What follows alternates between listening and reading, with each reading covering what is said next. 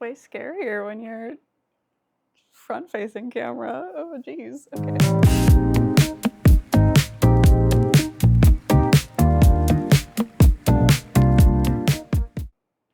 Hello, and welcome to Make a Little. I'm your host, Taylor. I'm a Seattle-based fiber artist on a quest to make a little more art every single day. Thanks so much for being back. I can't believe it. We are actually on our third video, which feels completely crazy to me. And I woke up this morning and I have 13 subscribers. So thank you so much for subscribing. Thank you so much for being here. So I was going to do like a goofy, yay, I have 10 subscribers celebration. But instead I'll do a goofy, yay, I have 13 subscribers celebration. So thank you all so much for being here. In your honor, I have donated $13 to the Craft Emergency Relief Fund, which is a nonprofit that assists artists when they have some kind of a familial emergency, a natural disaster, something that kind of prevents them from making art and just kind of lets them get back in the swing of things, be their support group. So I know it's not a lot, I know it's not a ton, but I thought it would be kind of fun to continue to donate to them or to other crafty causes the more and more of you show up. So thanks again for being here. I really, really appreciate it. So with that, you'll see we're in a new location. I am desperately trying to find good lighting in my house, but especially when it gets dark so quickly, it is really, really hard to find a good spot. So we're trying this one out. We'll probably try some more out. And you'll get to see the entire layout of my house, so you can track me down for whatever reason. Today, we are talking about an absolute passion of mine, and that is free patterns. I know I mentioned this during my 2025 Everything I Made video, but it's still so true. I love free patterns, and in this video, I'm going to try to convince you to knit a couple. So, I guess we'll get started with, why do I love free things? Okay, so the title is maybe a little facetious. I feel like it makes sense. Most people like free things. I love free things. And of course, you hear those sentiments from people, there's no such thing as a free lunch. And that's true. There are absolutely drawbacks to getting things for free. But I really feel like, especially in the case of free patterns, the positives just completely outweigh the negatives here. So I'm going to take you through a couple of categories that I made up for this video of free patterns that I found to just kind of convince you that you should knit a free pattern this year. You should cast one on, and you can do so immediately because you literally can just click the button and suddenly you have a pattern. This craft can get really expensive, and I think people don't always talk about that. I mean, even people that are quite frugal with their knitting or are even gifted yarn end up spending over $1,000 a year on this hobby. And while I think it's fantastic to prioritize your hobbies in any way you can, not everybody has that kind of money to spend. And so I think free patterns provide this almost sort of unlimited resource. And I want to convey more than anything to anybody that's watching this. If you want to knit something and you don't have a ton of money, there are so many great free patterns you can start with. Sometimes I see the rhetoric going around in knitting circles that free patterns are low quality, or free patterns are ugly, or free patterns just can't quite fill the need of paid patterns. And while, yeah, I'll admit that sometimes free patterns, especially if they haven't been tested or edited, can sometimes be a little more challenging to read, I think there's nothing wrong with using them, and I think they're actually an incredible resource for knitters and knitwear designers alike. I know that I have learned so much about construction, about garment making, about accessory making from free patterns, and I think you can too.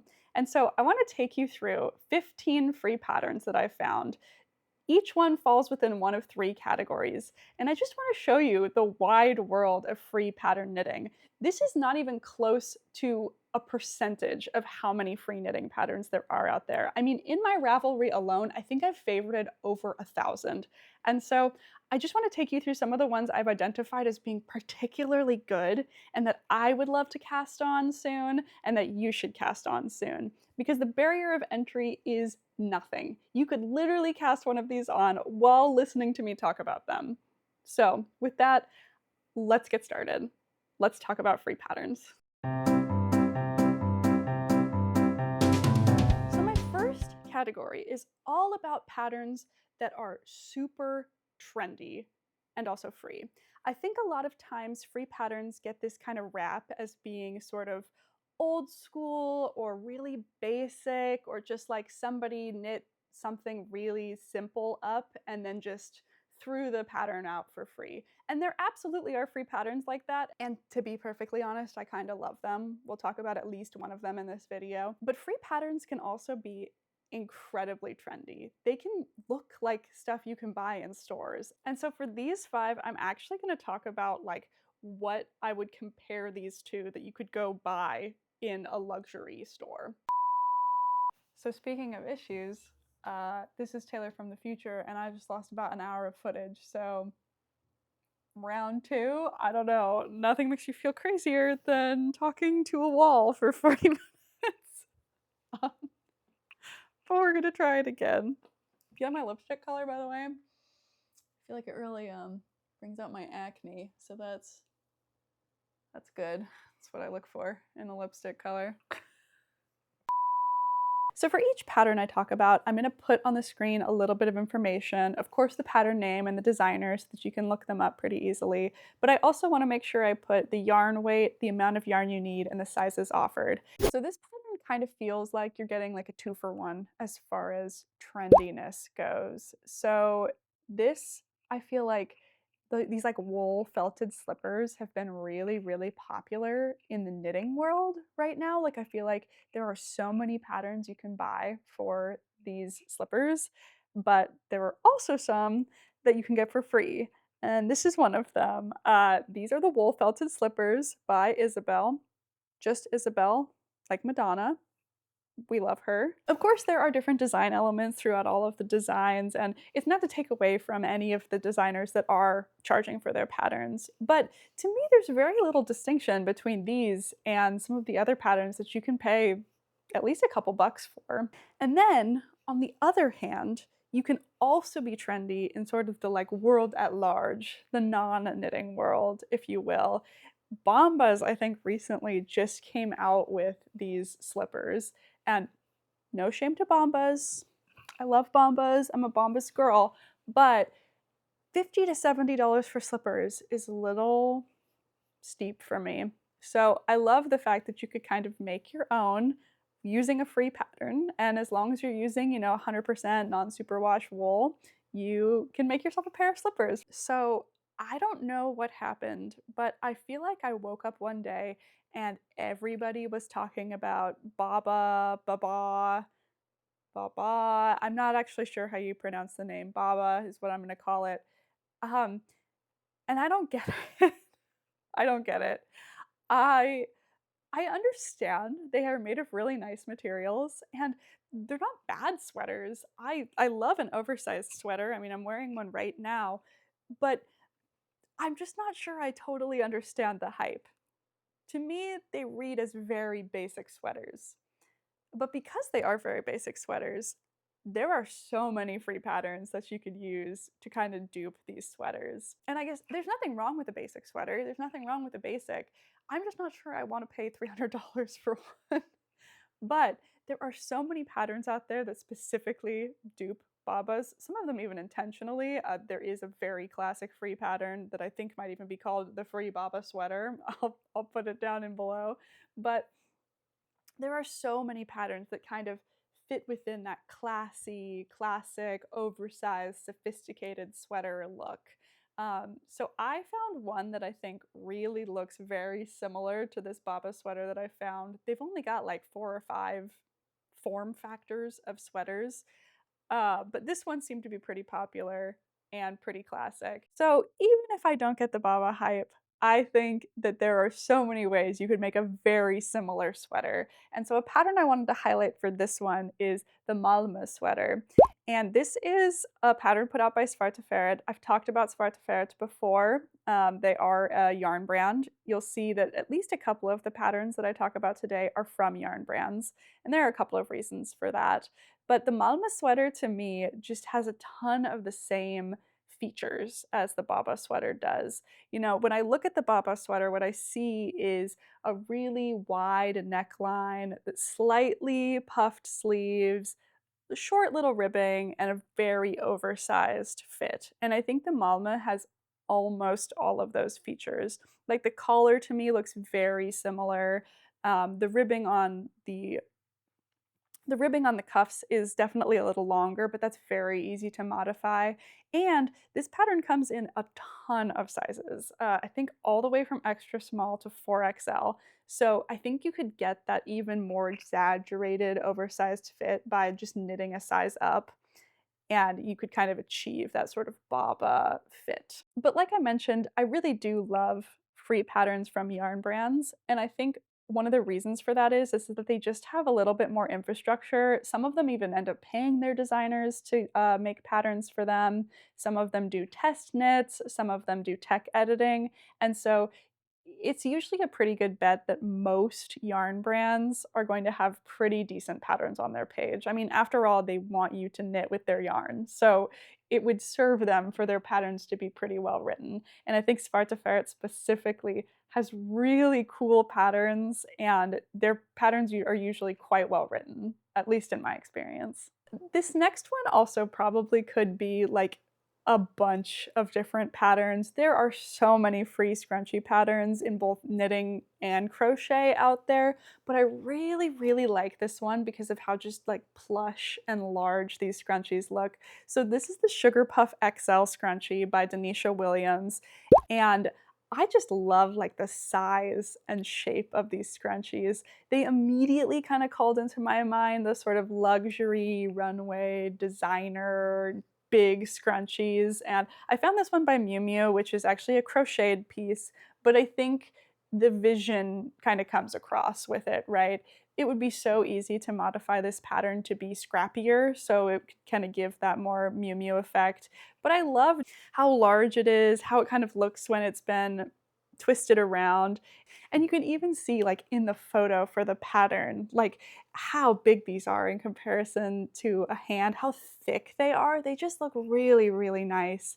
And I think they would just be a super easy project. And I also think that you could get this sort of just like touch of luxury using up effectively scrap yarn. And like these Miu Miu scrunchies are like 200 bucks. So basically any yarn you used would end up being under that. You could even splurge on some really nice cashmere or some really beautiful wool and you'd still be under the budget. So this is another way you can just sort of like utilize a free pattern to make something that is so on trend, so interesting and editorial for very little work on your part. Okay, so I am not the biggest luxury person. Like, I know the big ones, right? I don't really own a lot of luxury anything. I mean, I said a lot of. I don't own anything that's luxury. Maybe the closest thing comes to I thrifted a Coach wallet like 3 years ago, but I'm sure it's not valuable. It's kind of falling apart.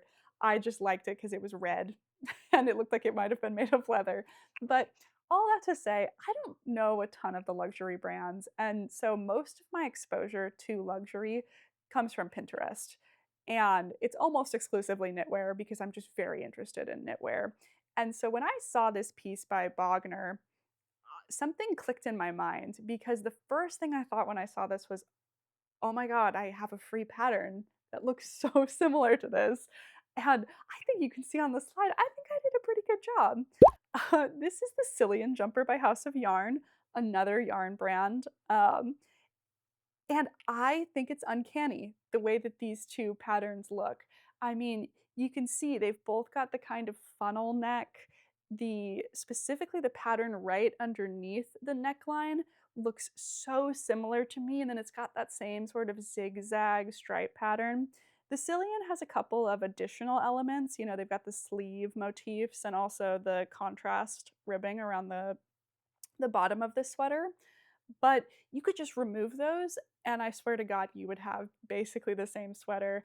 And this Bogner brand, I've never heard of them, but this sweater is like $3,000. So you could seriously make a luxury piece at home using any colors you want in just about any yarn you want and still end up well under $3,000. I mean, $3,000 is more than most people spend on like their entire year of knitting. So you could make this like a true luxury piece if you wanted to. And the pattern is completely free, which I just think is fantastic. So this is the one that I was talking about where it is an individual who has sort of knit a piece, I'm assuming for themselves, I don't know, and then published the pattern and sort of provided modifications. But I wanted really to include Terrific Knits in this. This is their Twisted Cable sweater because Terrific Knits has a ton of free patterns. And I kept running into this issue where I would be looking for patterns for this video and I would run across another Terrific Knits pattern and think, oh my gosh, I should include this one. To the point that Terrific Knits is the reason that I decided to limit this to one pattern per designer because, you know, we want to spread the love around here.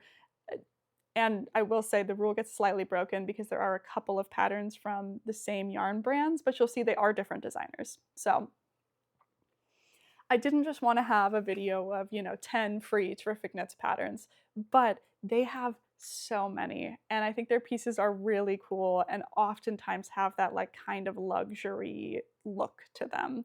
So I compared this one directly to a sweater by Loro Piana, which is another just like extremely expensive brand. I can't remember exactly how much this sweater was, but I think it's over $1,000 as well. And there were actually quite a few patterns that I thought could kind of fit the bill for this one. Like you'll see the Terrific Knit sweater does not have the kind of honeycomb cable down the middle, but there were so many free patterns that did. I picked this one mostly because I thought the sleeve details were very, very similar, that kind of shape with the diagonal cable that goes down the arm. But the other nice thing about free patterns is that you can kind of mix and match them with impunity, and so it would be so easy to just pick up one of the honeycomb cable patterns and attach it into that middle piece to make effectively a spitting image of this sweater. I also think the Loro Piana one looks a little thin, and I don't mean that as in like bad quality. I mean like it doesn't look like it's made out of Aran or worsted weight yarn, and so I also picked the Terrific Knits Twisted Cable sweater because it's made with a lace and a DK yarn held together, and so it is a little lighter and a little thinner than like your traditional Aran weight cable pattern, which a lot of the other free patterns I was seeing were kind of more in that Aran weight side. So again, I just love the idea that you could pick up a completely free pattern and knit a luxury sweater. And again, like I mentioned, this is only one size. It is only the medium/large size. She actually includes notes in how to modify the pattern actually within the pattern. And I think the way she does it is really great because instead of just saying like, you know, you could knit more, you could knit less or whatever, she actually explains what part of the pattern you would want to knit an additional number of stitches and how. So you can actually tell like where that length is changing, where that width is changing, and sort of modify it to make it your own, which I think is great. Coming from the crochet world where there's a lot of like made to measure patterns, it always is really exciting to me to see it in the knit world because the knit world sometimes feels a little more rigid. Like you are getting exact stitch counts as opposed to, you know, any size you need that's a repeat of 3 stitches, right? So it was cool to see it in this pattern, and it feels maybe even a little more inclusive than it actually is because again it is only one size, but at least she gives you the tools to kind of modify it in a way that could potentially fit a variety of sizes and not just hers. With that, we get into our next category, and I think this category could have maybe been the largest for me, but this is free knitting patterns that help you learn new skills. I feel like Free patterns are exactly the place to learn new skills. Not only are there so many free knitting patterns that are explicitly and expressly designed to teach you how to do these sorts of techniques, but I feel like a lot of times paid patterns assume a certain amount of expertise when you buy them. This is, of course, not true for all of them. There are plenty of like beginner paid patterns, but I have noticed in a lot of the patterns I've bought, sometimes they will just explain a technique with its name and nothing more. So they'll just say, knit an I-cord edge, or to use the Nordic mix pattern as an example, when it comes to steeking for those sleeves, it just says steek the sleeves. You can look up a YouTube video if you need to know how to do it. Like there is no step-by-step instructions.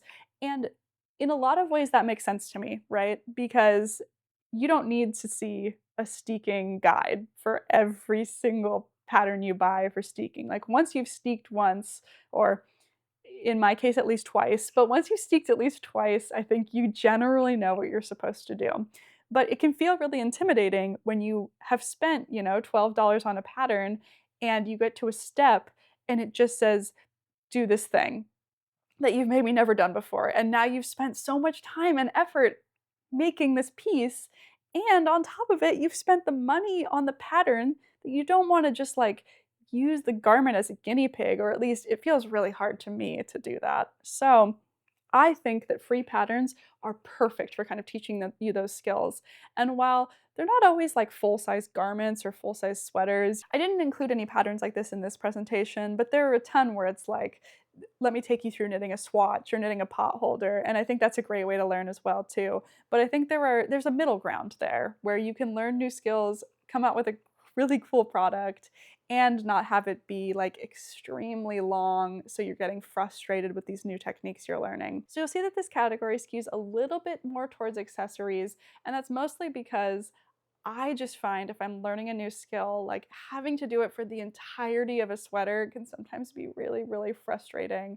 And I know I've talked about a cable project that I attempted that is kind of in a pile for things that need to get frogged, but I feel like a lot of the reasons that that project ended up being a failure for me was that it was this massive panel of cable, and at the time, I didn't know how to knit back, I didn't know how to fix my mistakes, and I did not know how to read my knitting, and so I would have like 50 rows of just perfect cable, and then something would happen in that next row and it would be all messed up and I couldn't figure out what I had done and I couldn't track what had happened.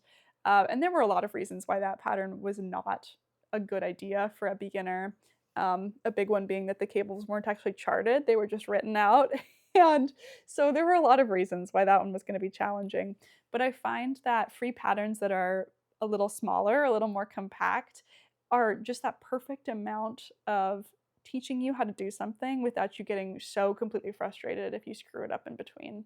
First skill I wanted to highlight was the fisherman's rib. This is actually not something that I have done before, but it's on sort of my list of things that I would like to do.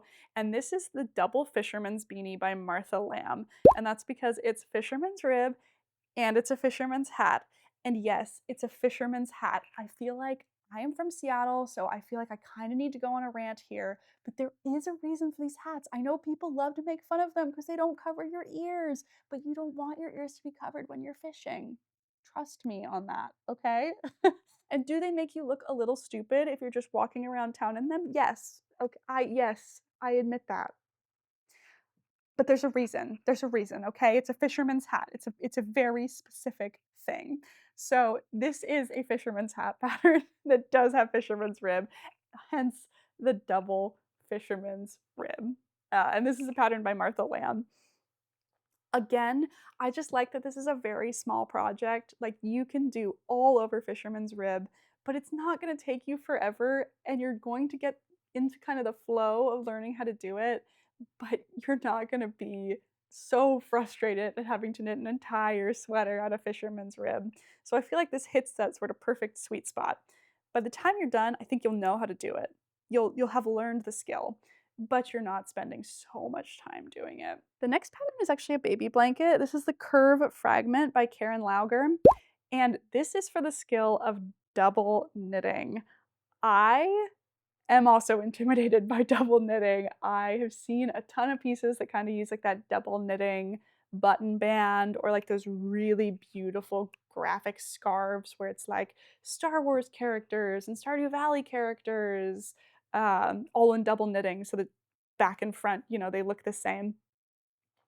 And I think those pieces are so beautiful and also just look so, so complicated. So I thought this would be a great way to kind of get into double knitting because it is geometric. There is a pattern, but it's a pretty simple one. You know, it's just those squiggly lines and it's a baby blanket, so it won't last forever. I thought there were a lot of ways you could modify this one too, and you get to do a little bit of stranded color work in between, which, as you know, I love stranded color work, so that was also really appealing to me.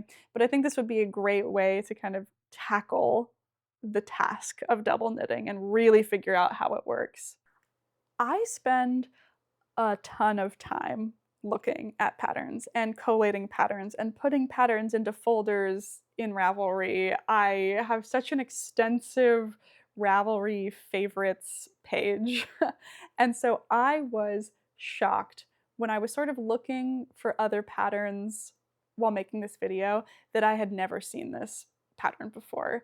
So this is the Stellar Sweater by Lirio Knits. I believe it's published through Hobie's website, but I'm not totally sure off the top of my head.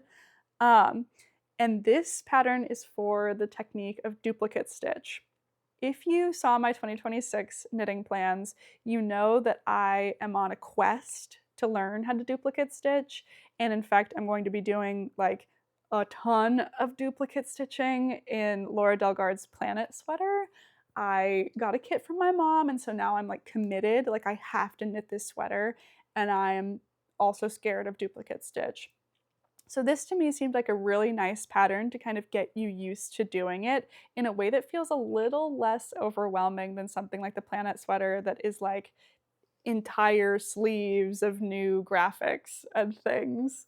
I also just really like that you could place these stars kind of everywhere. I feel like this looks like a lot of sweaters that have been pretty popular, both in knitting and in non-knitting, of that kind of like stellar star-based motifs that are just really, really cute. And I like this one's take on it.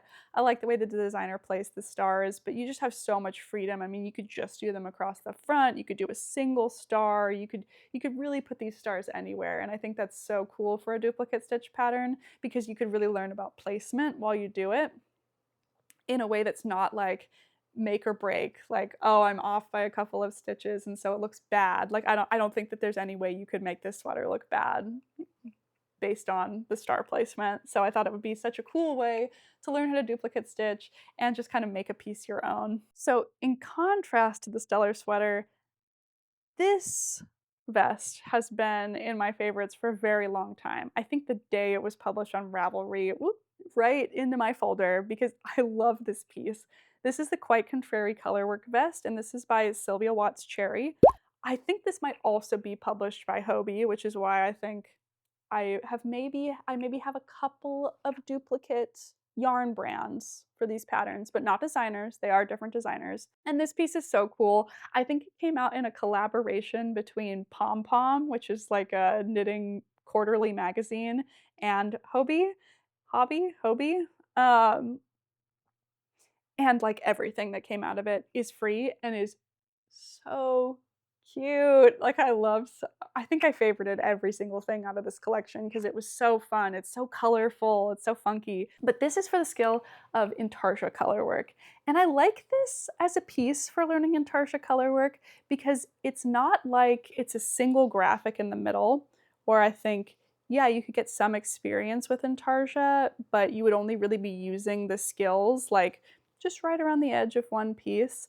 This is all over intarsia, and the motifs are not super, super big, so you're gonna have a ton of bobbins.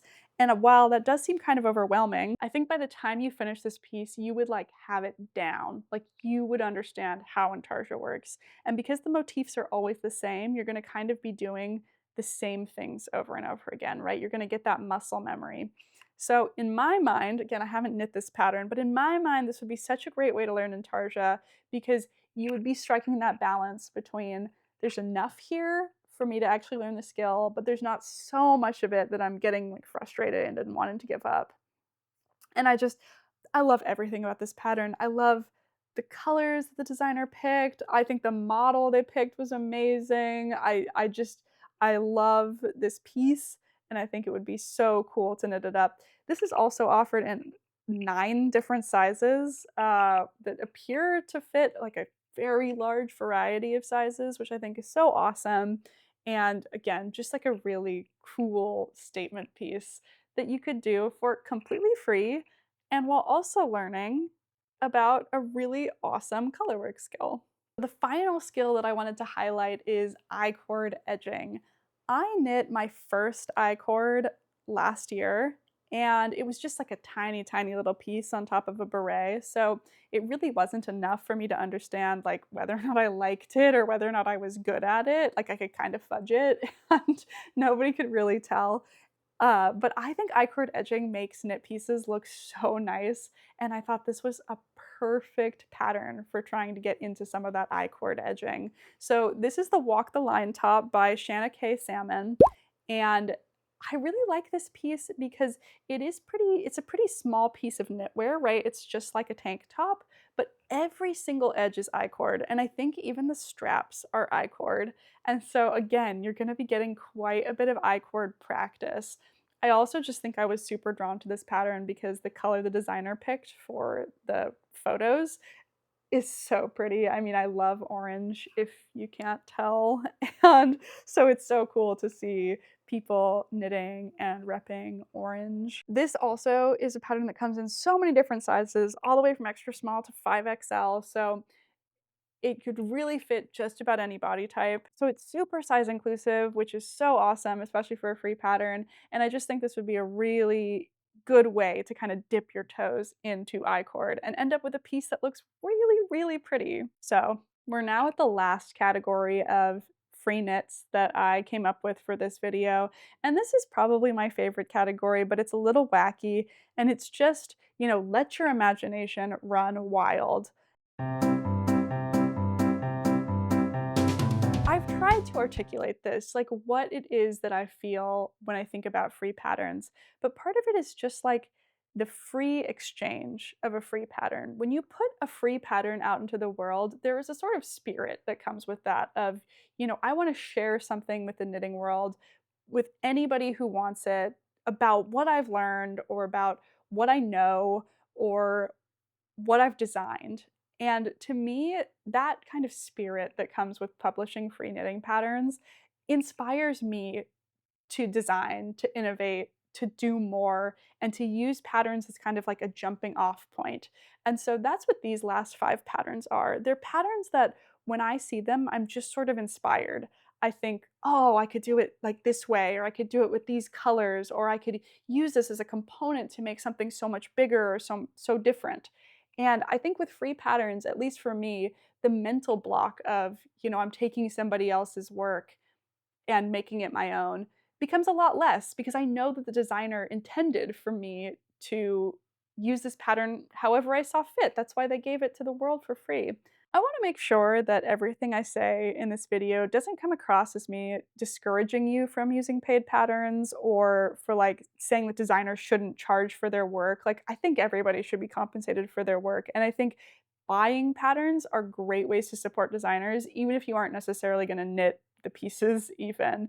I just really want to celebrate the generosity of the knitting community and the free exchange of ideas in the knitting community. I mean, this is a hobby and a craft and an art that has been going on for so long. Like, I can't even fathom how long people have been knitting and crocheting and doing fiber arts. And so much of this craft has been passed down by word of mouth and talking to friends and figuring things out together. And so there's just something about a free pattern that just really conjures that for me. It makes me feel connected to the history of this craft, and it makes me feel like we're just going to get better. We're just going to learn more and we're just going to make more. And that is so cool and so inspiring. So again, like don't let this video make you feel like you shouldn't be charging money for your patterns, especially if you put a ton of work into it and you've gotten test knitters and maybe even paid to get it edited. you should charge for your work. Absolutely. All that is to say, there's nothing wrong with charging money for patterns. There's nothing wrong with buying patterns. I just also want to really highlight the generosity of this community and how many people have learned things the hard way and given back in return. Again, if you're a designer, please charge for your patterns. Please charge for your patterns.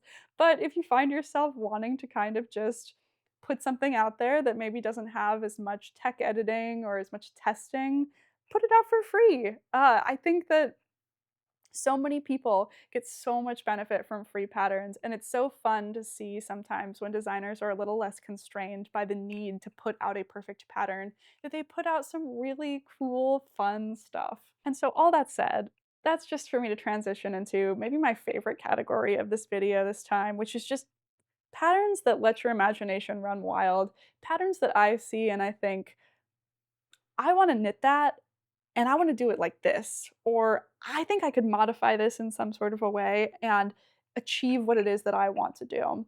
I love being inspired by knitters. I am inspired by knitters every day. And these patterns are just ones that when I saw them, I was like, there is a way that I could use this to do something really, really cool. Like I can use this already amazing foundation that was provided for free and make something that is just completely my own. So that's what these patterns are for. The first one, again, it's no secret that I love color work, is the Cecilia scarf by Audrey Borrego. And when I saw this pattern, and saw that she had completely charted all of these really beautiful motifs, my mind just kind of started running. I immediately thought, oh my gosh, you could arrange these motifs differently, or you could pick one of these motifs and make the whole little scarf in that motif. You could do this in so many different colors. You could do this in so many different textures. And while I love the pattern that she picked to kind of lay everything out, and I actually think her colors are really cool too, I just immediately thought to myself, like, there were so many ways you could modify this to be something that is just completely your own. I especially love the idea of kind of mixing and matching those motifs kind of as you see fit. And I just think this is a super cool base pattern that you could use up like all of your sock yarn scraps and really make something super unique, super colorful, or just perfectly fitting your tastes. The next piece is something that I would call like a perfect base. And again, the tank top is beautiful on its own, but the first time I saw the Forget Me Not top by Maria Bach Jensen, I thought canvas. But when I saw this pattern, it was just like, oh, look at all that beautiful blank stockinette. Like you could just paint on that. And so my immediate thought when I saw this was just, I could find an alpha chart for this, or I could design, a color work motif if I was feeling really ambitious and just print it across the top of this tank top. I think you could make this tank top look like 100 different tank tops depending on what you put there. You could do some really nice florals, or you could do like kind of this big graphic groovy smiley face. Like the world's your oyster. This pattern is such a perfect base for that. Okay, this next one is leaves, but hear me out. This is the Ginkgo leaf by Vicky Monthe, and I'm so sorry, Vicky, if I mispronounced your last name. I have been trying Monthai, I'm not totally sure, but this is the Ginkgo leaf by Vicky, and not only is the shape of this like so iconic and classic, I love these ginkgo leaves, but when I saw these, I immediately thought like garland or scarf or cape. Like you could take these and turn them into anything. As kind of another bonus, there is another free knitting pattern on this slide. This is the Fall Leaves Scarf by abcknitting.com. And I like the way that they've done it, where they knit the scarf and then they put the leaves on it. But I also think you could make a scarf that is like just the ginkgo leaves, just attached to each other, or make a garland that is just these ginkgo leaves on there. And I think it would look so cool. I think it would be so pretty and just really bold. And I guess that's what I mean when I see some of these free patterns. It almost reminds me of crochet granny squares, where I feel like for the most part, the crochet community has kind of decided that you don't really sell patterns for granny squares. Some people do, and they make really, really intricate squares, and that makes perfect sense to me. But for the most part, squares are, because they're so classic, they're so integral to crochet, you just kind of give up the squares for free. You teach people how to make the squares. You put them on the videos, right? And you can use those squares to make so many different things. And charging for a pattern where somebody teaches you how to put squares together in a way to make something incredible absolutely makes perfect sense to me. But I guess this feels like such a foundational building block for something. And so I was immediately inspired by it. And so I wanted to feature it as well. The next pattern you actually may have seen. I feel like Summerlee is kind of like a household name in the knitting world and especially in the knitting socks world. But this is a free pattern by her called the Weekend Shorty Socks. And I really like this pattern because of how much color blocking it has. I like that her photos of it are socks of two different colors because when I saw this pattern, I thought, what a great way to determine if colors went together.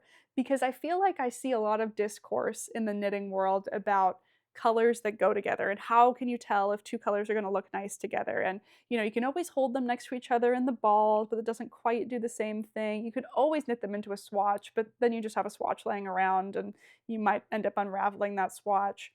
And then I've heard like, oh, you could take a picture of them and turn it into black and white and like check the contrast and see if that works.